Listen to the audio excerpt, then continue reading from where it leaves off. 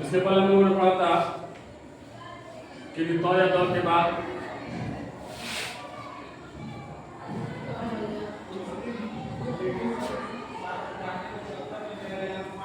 नियम नंबर 15 के घ में हम लोगों ने पढ़ा था कि तो या दो के बाद तो या ठ हो तो या दो के स्थान पर तो हो जाता है।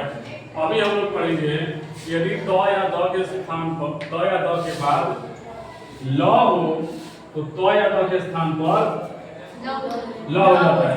अर्थात इधर जो धन का चिन्ह है इस धन के चिन्ह के बाएं साइड में अगर तो या दो में से कुछ भी रहे और इस धन के दाएं साइड में ल रहे तो उस तो या दो के बदले ल हो जाएगा।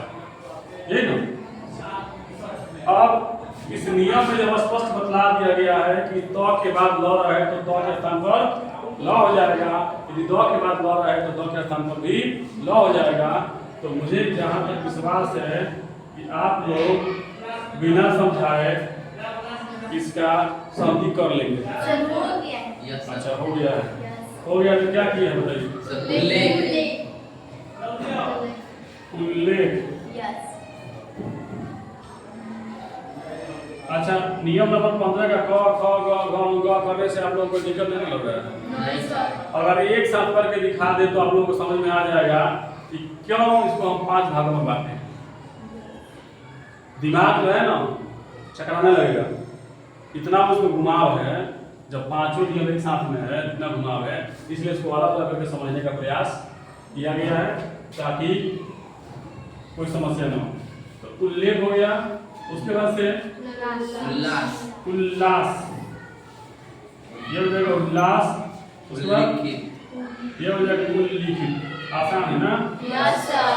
आसान है कि आसान किया गया है? आसान किया गया है, इसको समझाने का तरीका चेंज किया गया है तो आसानी से आप समझ पा रहे हैं। नहीं तो सच बात बता दें जब हम पढ़ रहे थे ना तो हमको समझ नहीं आ रहा था,